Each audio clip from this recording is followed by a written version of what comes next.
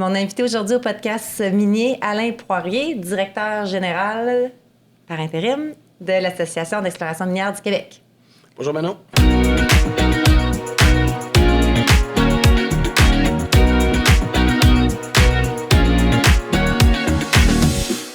Salut Alain. C'est la deuxième fois que tu viens au podcast ou trois? Deux, je crois. La deuxième fois dans le même contexte. Alain, hier, la ministre a annoncé un fonds d'investissement spécialisé dans le financement des sociétés minières. Tu pourrais-tu expliquer c'est quoi ce fonds-là puis l'impact que ça va avoir? En fait, ce qui est intéressant du fonds, c'est que c'est une initiative nordique, on pourrait dire, des Eiichi James. Donc, c'est doté d'un budget de 17 millions. Ça va aider les entreprises, particulièrement les plus petites, à démarrer leur projet, à être sur le terrain. C'est sûr que c'est pas des sommes faramineuses, mais c'est un très bon incitatif pour les entreprises pour pouvoir débuter l'exploration. Et c'est ça qu'on cherche toujours à faire, c'est que les entreprises puissent aller sur le terrain, débuter l'exploration et après ça, amener à des découvertes. Puis ça peut représenter quoi, les sommes? C'était 17 millions qui étaient annoncés hier. Donc, une somme intéressante. C'était quand même un bon budget. Mais c'est pas des budgets de campagne, de grande campagne de forage. Ouais. Mais faut commencer quelque part. Et je pense que c'est le bon endroit. Et ça va permettre aussi l'implication des gens localement d'avoir un fonds comme ça présent sur le terrain. C'est ce qui, je trouve, est vraiment intéressant. C'est quand même une bonne nouvelle dans le contexte actuel. Je pense que la filière a connu une année assez difficile. Tu peux peut-être nous parler des enjeux, des défis qu'on vit présentement?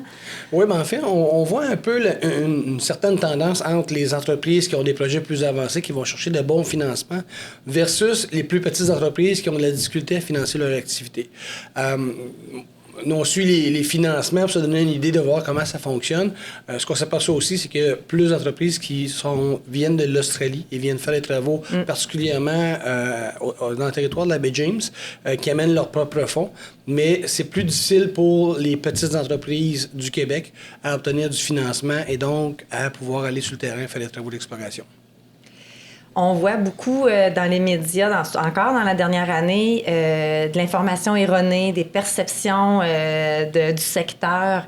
Je voulais te demander, c'est quoi qu'on fait par rapport à ces informations erronées-là, mais avant, tu pourrais-tu comme un peu expliquer aux auditeurs, c'est quoi justement ces perceptions-là qui circulent présentement? Parce qu'on en a parlé il y a pas longtemps, puis les gens, même de l'industrie, semblaient surpris que ça circulait, cette information-là. Oui, bien en fait,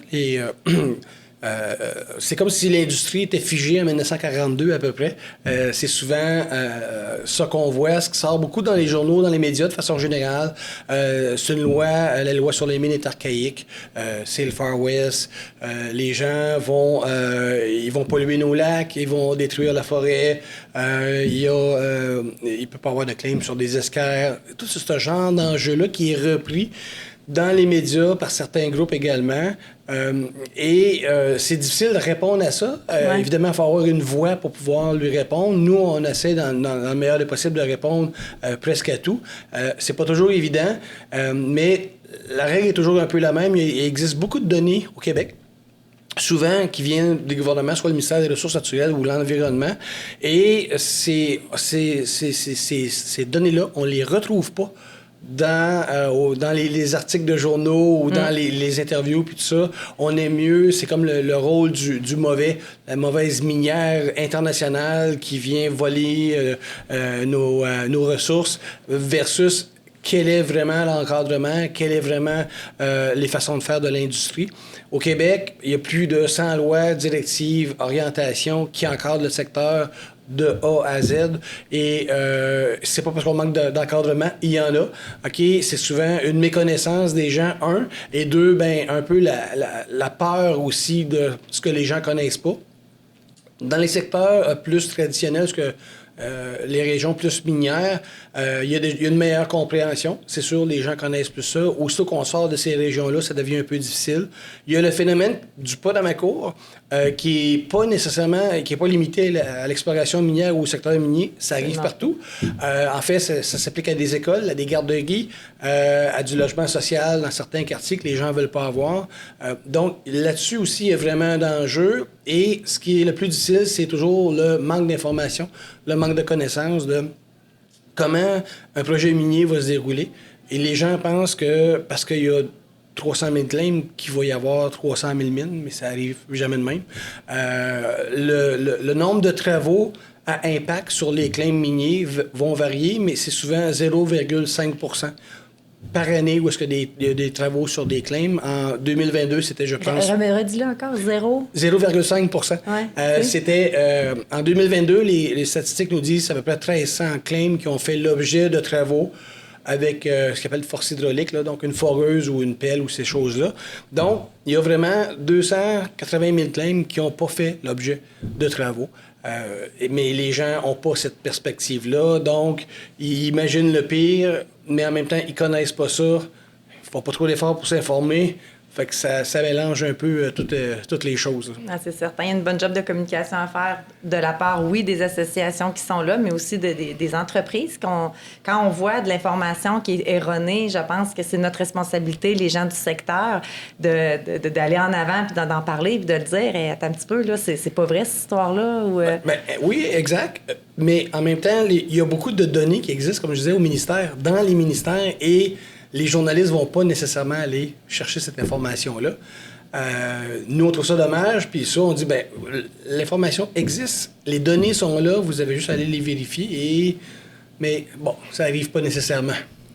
Dans la filière, le nombre de compagnies manufacturiers, mais des fournisseurs, des équipementiers, ça commence à changer de portrait. On voit de plus en plus des compagnies d'intelligence artificielle, des compagnies technologiques. Comment tu vois ce changement-là pour la filière, toute l'innovation qui s'en vient, qui est là, en fait? Oui, qui est là, en fait, ben, c'est une obligation. Plus on va être capable de limiter l'impact des travaux sur le terrain ou auprès des communautés, mieux ça va être. En fait, c'est mieux au niveau environnemental, social, mais aussi au niveau des coûts. Si on est en mesure d'aller chercher le même type de données en générant la moitié des coûts avec la moitié des efforts, on va déjà avoir là gagné un gain. Ce qui peut être difficile au niveau de l'exploration, c'est que nos entreprises juniors n'ont pas nécessairement les ressources pour le faire. Souvent, c'est basé sur les fournisseurs de services, que ce soit en géophysique ou les entreprises de forage, qui, eux, doivent plus innover versus les entreprises qui, eux, achètent les services, qui n'ont pas ces moyens-là. Les entreprises majeures, eux, ben, ils ont des budgets au niveau de l'innovation, sont capables de faire ça. Et jusqu'à un certain point, ben, des fois, ça va prendre des regroupements aussi, de mettre les gens ensemble et dire, bon, on va essayer d'innover, on va essayer de faire quelque chose de nouveau. L'idée, ben, c'est d'être en avant de la parade et pas attendre que la parade soit passée. Le taux de découverte, l'efficacité, la réduction des coûts, ben, ça va passer par l'innovation. Je viens de me rappeler la première fois qu'on s'est parlé, c'était pour Écologo. Alors, ma prochaine question, après toutes ces années-là, on en est rendu où avec Écologo? Ben, en fait, le programme va très bien. De mémoire, je pense que c'est 22 ou 23 entreprises sont certifiées. Il y en a une dizaine en attente, en audit. Tu sais que si t'as pas le bon chiffre, Joanie, elle va écouter le podcast puis elle va te reprendre, hein? Je sais. Donc, il y a environ 55 compagnies au total qui sont soit certifiées en attente ou en train de faire le processus. La bonne nouvelle, c'est que la certification va devenir nationale, c'est-à-dire une version canadienne devrait voir le jour au début 2024. C'est un côté qui est super intéressant. En fait, ça va donner un coup de main aussi à nos fournisseurs de services québécois qui œuvrent dans d'autres provinces. Et ça fait juste démontrer que nous, ben, on est un peu en avance au Québec au niveau de ces mesures-là, des préoccupations environnementales, sociales et économiques. Donc, c'est super intéressant. Le projet dure quand même depuis une dizaine d'années, mais là, on voit vraiment là, que ça va de l'avant. Les entreprises ont intégré le fonctionnement, le processus. Ils ne se posent pas nécessairement la question. Ceux qui sont dedans, ça va très bien, puis ils vont de l'avant là, assez facilement. Mais là, si tu dis qu'on s'en va au niveau national, les compagnies qui sont déjà Écologo, c'est quoi? Qu'est-ce qu'ils doivent... ils ne deviennent pas automatiquement national? Oui, en fait, il va y avoir il y a des ajustements. Je n'ai pas le nombre de détails, là, mais il va y avoir des ajustements. Ce ne sera pas une révolution pour les entreprises qui sont déjà dans le processus. Donc, ils vont pouvoir, eux, s'ajuster facilement. Il y a un bout qui appartient à UL. De quelle façon ils vont déterminer ce que c'est par province, par juridiction, par activité.